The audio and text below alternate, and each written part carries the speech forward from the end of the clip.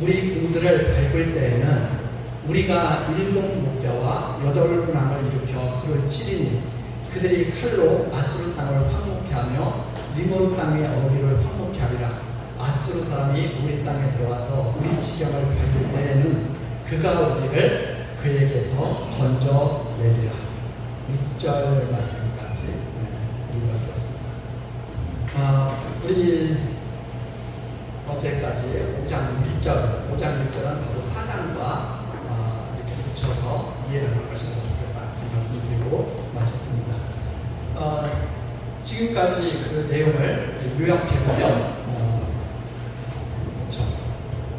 아브라함을 불러내셔가지고 아브라함, 이삭, 야곱으로 하여금 이스라엘의 열조가 되게 하시고 하나님의 역사를 주고 이렇게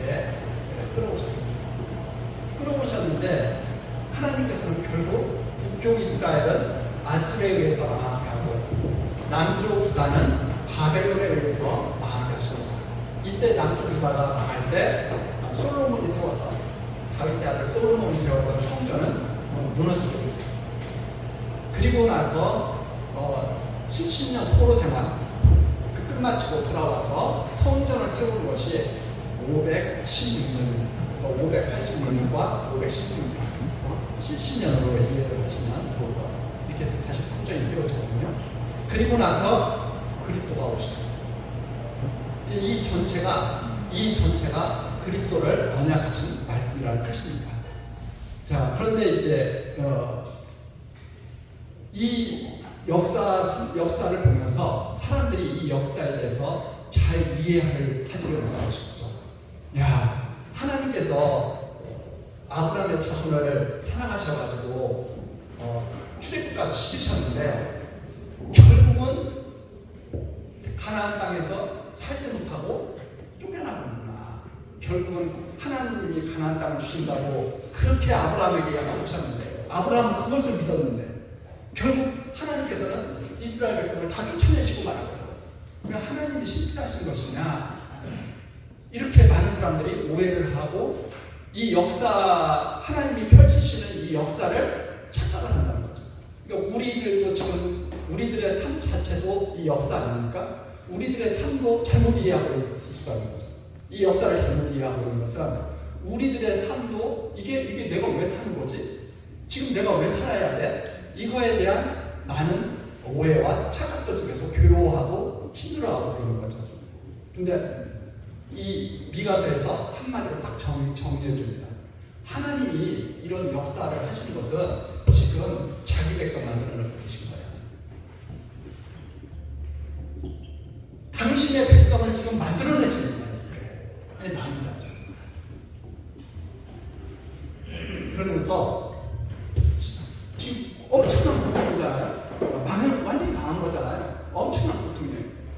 이게 뭐냐? 하나님께서 당신의 곡식을 누르시는 거예요. 타작하고 계신 거예요. 이게 끝나면 드디어 알곡이 나오는 거예요. 하나님께서 당신이 소중히 여기는 금을 지금 재련하고 계십니다. 이 엄청난 고통이 끝나면 정금이 되어서 나오는 거예요. 하나님이 지금 그 일을 하시기 위해서 이 역사를 하시는 거예요. 이렇게 미가서에서 다 정리를 해주죠. 그러면 우리의 삶도 무엇이냐? 우리의 삶도 하나님께서 당신이 아끼시는 이 백성들로 하여금 알곡되게 하시고 금 정금처럼, 욥이 말하는 대로 내가 이 고난을 당하면 정금처럼 나올 것이다. 이렇게 말씀하신 것처럼 그런 역사를 지금 하나님이 우리에게 지금 하시는 거죠. 그러면 우리는 우리의 뜻대로 이 이스라엘 백성의 뜻은 뭐예요? 끝까지 하나님께 징계당하지 않고 가나안 땅에서 잘 먹고 잘 사는 거. 이게 이스라엘 백성들이 다 원하던 거 아닙니까? 그런데 그 자기 뜻대로 안 되잖아요. 다 망했잖아요. 그럼 누구 뜻대로 되느냐? 모세에게 율법을 주시면서 너희들이 율법을 잘 지키면 너 복을 받겠지만 못 지킬 거야. 그래서 결국은 복과 저주를 선포하시면서 잘 지키면 너희들이 복을 받을 거야. 이게 무슨 말이냐면 생명을 안 먹으면 에덴동산을 살 거야. 생명을 알게 나무 열매를 안 먹으면 에덴동산을 살 거야. 먹으면 죽을 거야. 끝날 거야. 그러면 여기서 이제 밝혀주시잖아요. 하나님이 율법으로 지키고 너희는 쫓겨나게 될 거야. 그것은 너희들은 선악과를 아는 나무의 열매를 먹게 될 거야 하는 말과 반문한 말씀이죠. 그러면 어떻게 하시겠다는 건가? 내가 재련할 거야. 내가 타작할 거야. 타작해서 내 백성 만들 거야. 남은 자, 이 남은 자들을 내가 다 모아둘 거야. 이런 말씀을 지금 보여주시는 역사죠. 이런 말씀을 보여주시는 것입니다. 이것이 바로 전 시간까지의 내용이었습니다. 야, 오해하지 마라. 이렇게 하나님이 징계를 한다고 해서 절대 이게 끝이 아닙니다. 이제 그러면서 이제 5장 2절로 넘어가. 그럼 어떻게 하시는가? 5장 이 평강의 왕이 나와서 다스리게 될 것이다. 5장 2절부터 15절까지 평강의 왕이 나와서 다스릴 것이다. 자, 그래서 5장 2절 보면 베들레헴 에브라다야, 너는 유다 족속 중에서 작을지라도 가장 별 볼일 없다는 거죠. 유다에서 왕이 나올 것을 이미 야곱에게 왕의 홀이 떠나지 않게 할 것을 이미 야곱이 자식들 다 모아놓고 이렇게 하나님의 말씀을 전해주잖아요. 하나님의 뜻을 유다에게서 왕이 나올 것이다.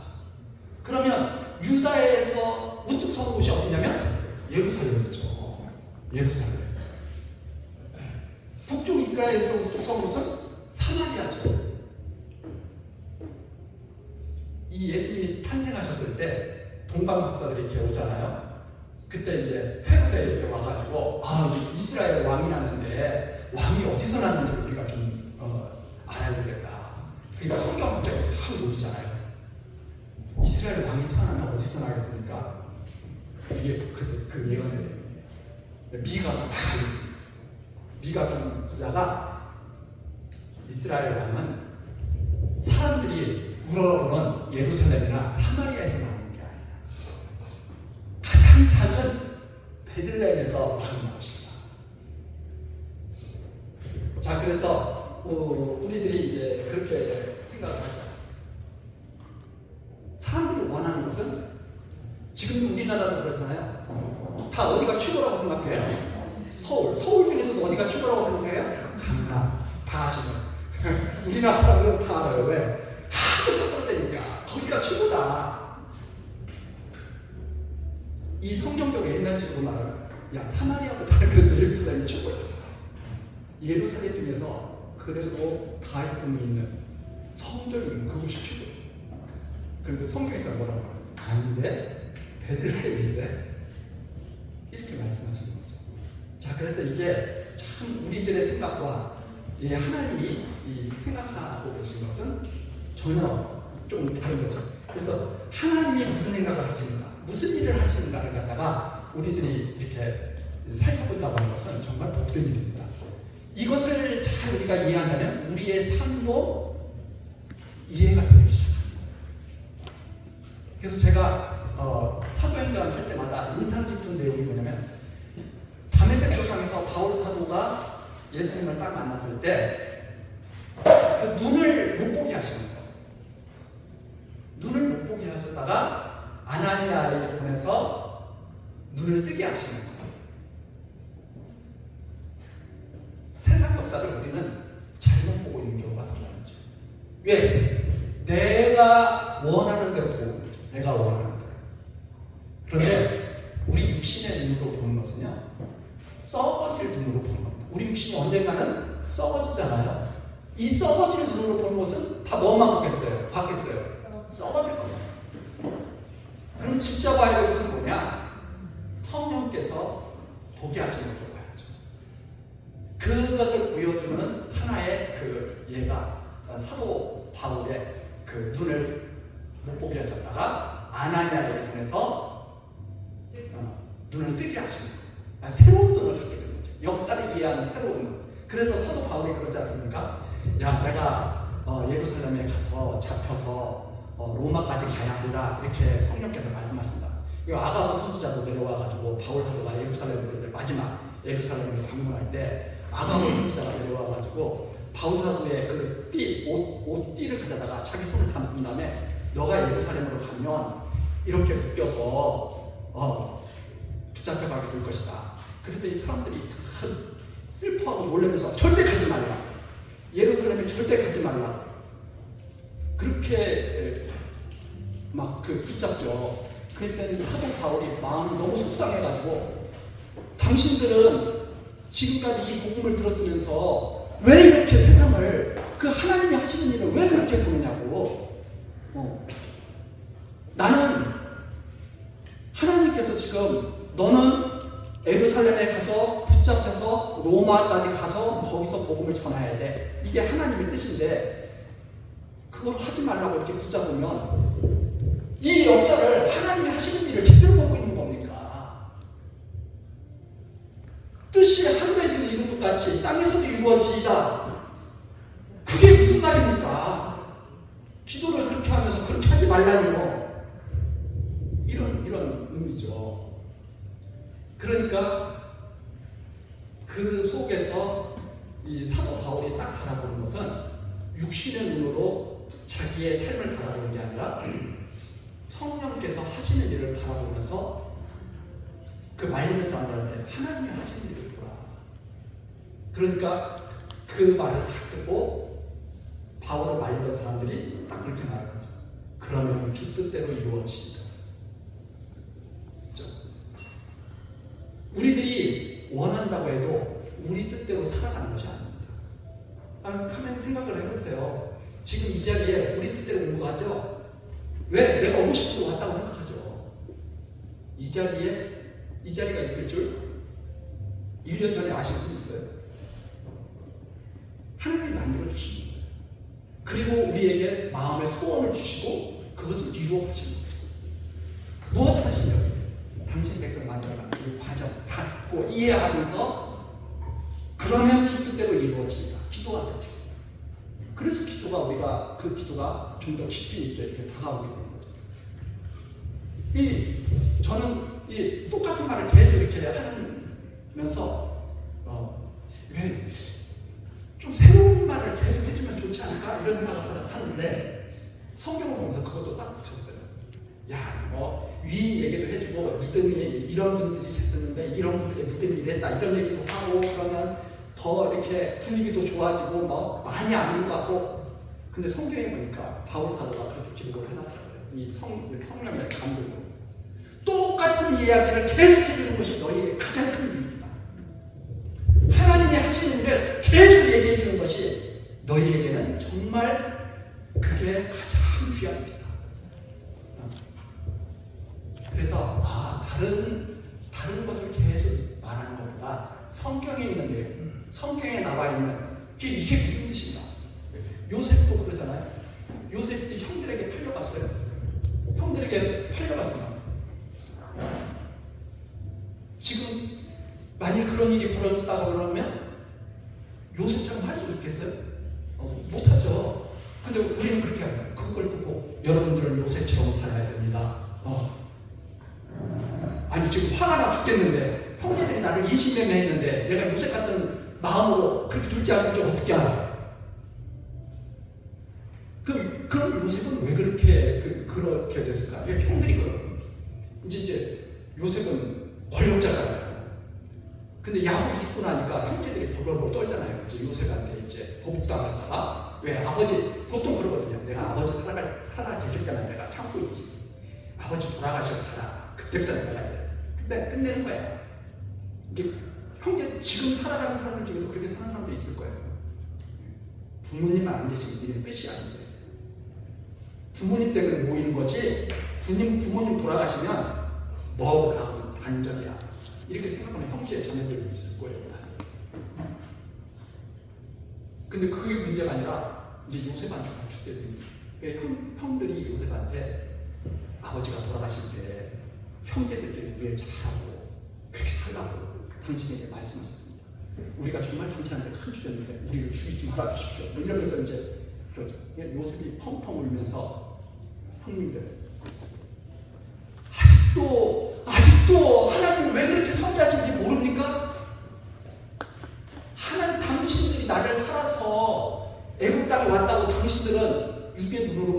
보고 그렇게 생각하고 판단하지만 그것은 당신들 때문에 온 게 아니라 하나님 때문에 오신 겁니다. 당신들은 악을 행했지만 하나님은 어떤 분이시냐? 당신들의 악을 선으로 바꿔서 당신의 뜻을 이루어가시는 분입니다. 왜 그렇게 하나님을 모르십니까? 하나님이 왜 그렇게 하셨습니까? 당신들을 구원하셔서 당신 백성을 삼으시려고 그렇게 하신 겁니다. 왜 당신들은 나를 하나님 노릇하라고 자꾸 나를 밀어냅니까? 내가 하나님입니까? 하나님이 하시는 일입니다. 형님들 걱정하지 마십시오. 내가 당신들뿐만 아니라 당신들의 아들들, 손자들 내가 다 책임지겠습니다.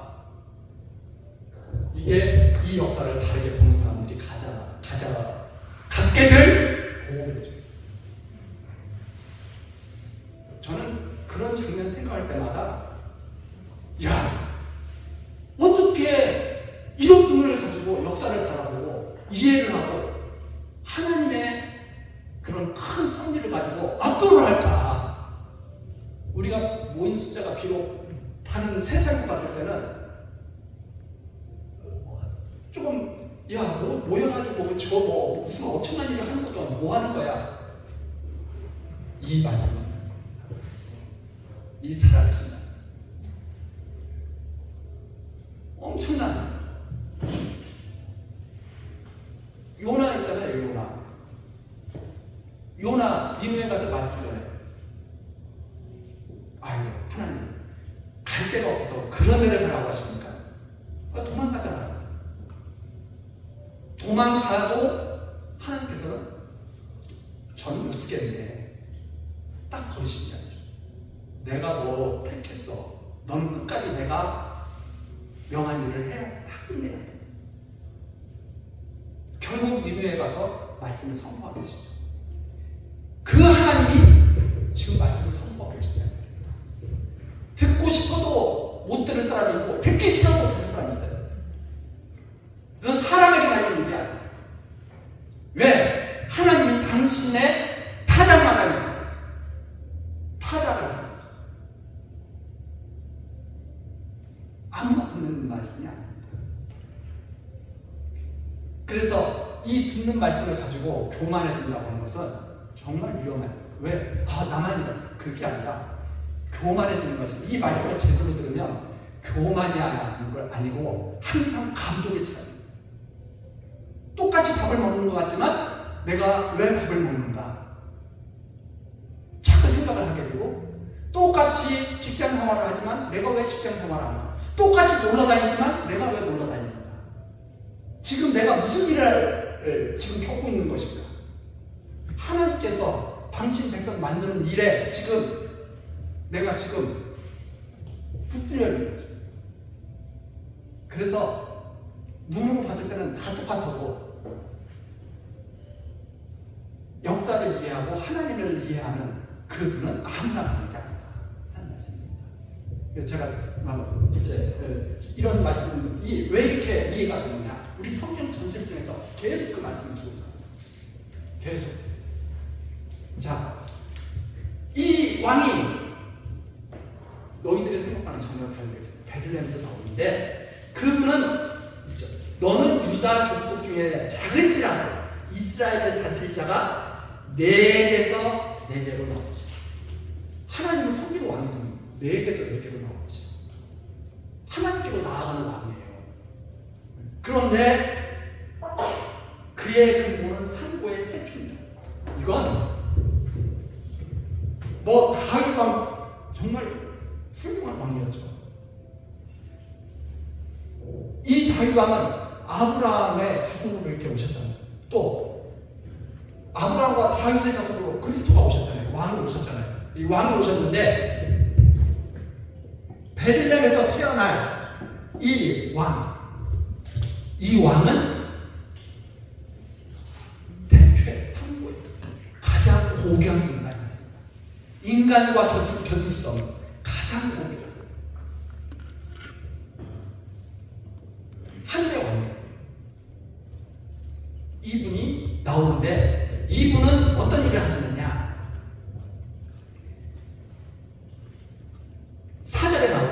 여호와의 능력과 하나님 여호와의 이름의 위엄을 의지하고 서서 다른 것 의지하는 건 하나도 없습니다. 여호와의 능력과 이름을 의지하고 그 때에게 먹여서 그들로 안전히 거하게 하는 것이다.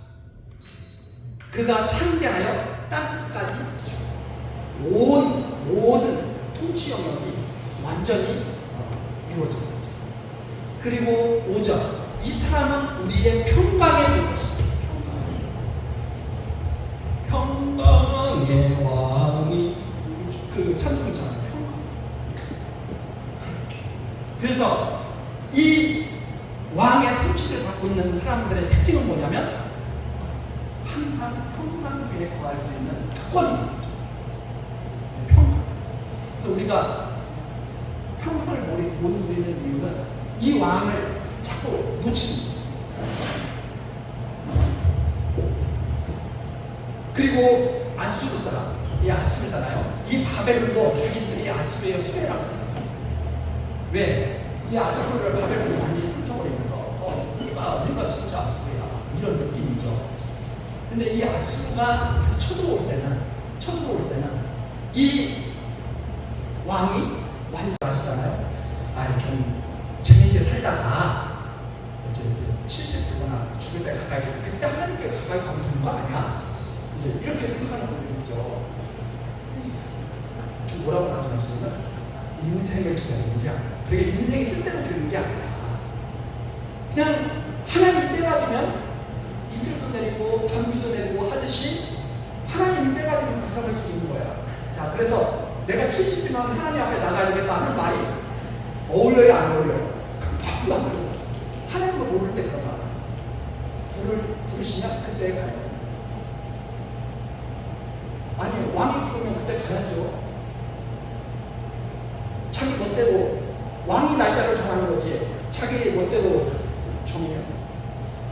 이게 이런 말씀입니다. 그래서 이 남은 자들은 정말 백성들이 많은 숫자인 남은 자가 있는데 그들은 여호와께서 부르실 때 다 모이게 된 것이다. 그래서 8절에 또 야곱의 남은 자는 이스라엘에만 있느냐? 그것이 아니고 열국 중과 여러 백성 중에 있습니다. 이걸 다 밝혀주죠.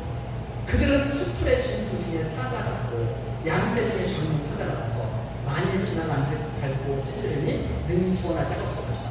내 손이 내 대적 위에 들어서 내 모든 원수를 진멸하기를 바랍니다. 남은 자들의 특성이 뭐냐면 젊은 사자 같아요. 마치 양떼들 사이에 있는 젊은 사자 같아요. 그게 무슨 뜻이냐면 정말 강해가지고 이들을 이길 수가 없어요. 남은 자들은 누가 거꾸로 드릴 수가 없어요. 그런데 이 남은 자들이 많은 백성 중에 나오게 됩니다. 자, 702쯤에 아수르 망하죠. 망하고 나서 예루살렘이 망하고 그리고 성전이 무너지죠. 성전이 무너지면서 완전히 율법에 의해서 세워지는 이 모든 것들이 다 끝난 것을 완전히 보여주죠. 그러면 이제 70년 포로 생활을 하거든요. 70년 바벨론 포로 생활을 하거든요.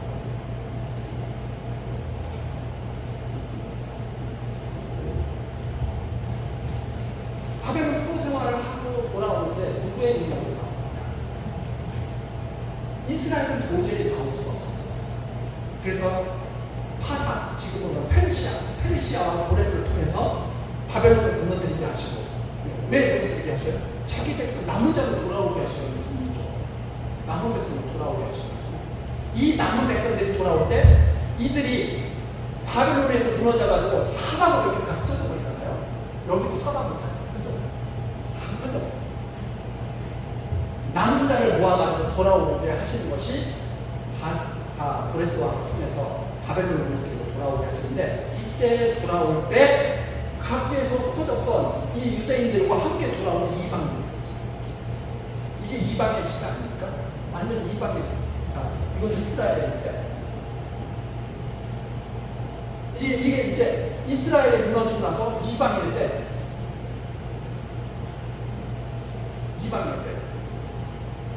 이 사방에 흩어진 이스라엘을 통해서 많은 민족들이, 왜? 각 민족들에게 다 흩어졌습니다. 그리스도인이 야 하나님이 여호와 하나님이 되셔. 이걸 어렴풋이 이제 돌려줬어요. 그리고 나서 모여들죠. 모여들면서 다시 성전이 재건. 성전 재건되면요, 이걸로 이스라엘 역사는 끝이에요. 그리스도가 지금 하시는 일이 성전을 당신이 이 성전이 아니라 당신이 지으신 참 성전을 지금 지고 계십니다. 당신이 십자가에서 죽으심으로 세상에서 끝난 것처럼 보였잖아요. 근데 이분이 다시 지금 모으시면서 성전이 재건되는 순간 역사는 끝입니다. 그리고선 재림하시는 거죠. 이런 것 그림들을 여기에 조금씩 강조합니다. 지금 그래서 완전히 이때 유대인들이 흩어졌을 때 흩어졌던 유대인들을 통해서 여호와 하나님을 알았던 이 사람들은 엄청난 사실은 복을 누립니다. 자, 그래서 여기에 나온 것처럼 8절 야곱의 남자나 열국 중과 여러 백성 중에 있으니 그들은 숲풀의 짐승 중에 사자가 고 양떼 중에 젊은 사자가 돼서 만일 지나가지 밟고 찢으리니 능히 구원할 자가 없을 것이다. 그래서 모든 것을 진멸할 것이다. 이것을 완전히 여기서 다 이루신 거예요. 그러니까 이것을 완전히 다 이루는 것으로 구약은 전체를 갖다가 그리스도로 다 통일시킵니다. 그래서 그리스도가 진짜 이 역사를 이루실 것을 말씀하십니다. 그리스도를 통해서 지금 이런 역사를 하실 거예요. 자, 교회가 다 부자 된다. 슬픈 일이죠. 북이스라엘과 남쪽인가가 느꼈던 감정이고 슬프죠. 그러나 그걸 통해서 하나님은 반드시 남은 자를 모으시고 승리하게 하신 것이다 하는 것을 우리가 이걸 통해서 이렇게 그림을 그려주죠. 정말 그런 역사를 하실 것을 소망하는 거죠. 그래서 제가 말씀드렸는데 죽은 다음에 아무 일도 일어나지 않는다. 소망이 없는 사람. 죽으면 끝이구나. 그러면 소망이 끝이죠. 나 죽으면 끝이야 이제. 그럼 소망이 끝이죠. 소망 없이 사는 사람.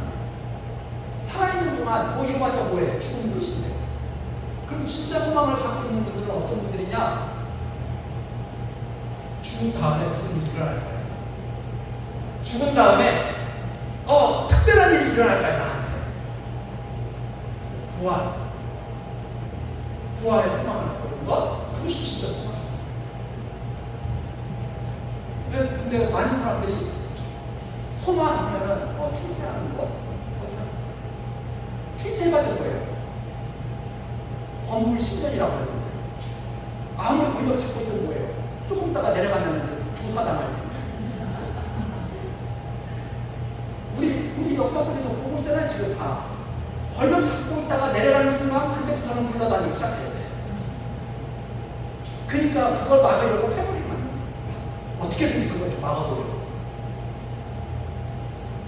좋은 말로는 뭐냐면 그래도 내가 일을 했는데 말이야. 그래도 나라를 위해서 뭔가 마지막 죽을 때까지 봉사해야 말은 그렇게 하지만 왜 자기를 둘러싸는 사람들을 많이 모으느냐? 나도 좀 보호해줘. 나 끌려다니지 않게 해줘. 사실 그런 거죠. 그런 말은 쓰지 않으려고 그러는데 나왔습니다. 자, 그래서 10절로 10절로 넘어가. 여호와께서 가라사대 그날에 이르러는 내가 너의 말을 너의 중에서 멸절하며 너의 병거를 회파하며 너희 땅의 성읍들을 멸하며 너의 모든 견고한 성을 무너뜨릴 것이며 내가 또 복수를 너희 손에서 끊으리니 네게 다시는 점장이 엎드릴 것이며 내가 너의 새긴 우상과 주상을 너희 중에서 멸절하리니 내가 내 손으로 만드는 것을 다시는 섬기지 않아. 이 남은 자의 백성들은 절대 우상 섬기지 않습니다. 그래서 14절 내가 또 너의 아세라 우상을 너희 중에서 빼어버리고 너의 성읍들을 멸할 것이며 내가 또 진노와 분한으로 천동치 아니한 나라에 갚으리라. 하나님의 마지막 심판이 이루어지게 될 것을 말씀하십니다. 자, 그 다음에 이제 6장으로 넘어가는데요. 제가 어떻게 하다 보니까 벌써 시간이 10시가 넘었네요. 지금 10시 3분이니까 10시 10분에 시작하는 것으로 잠시 쉬시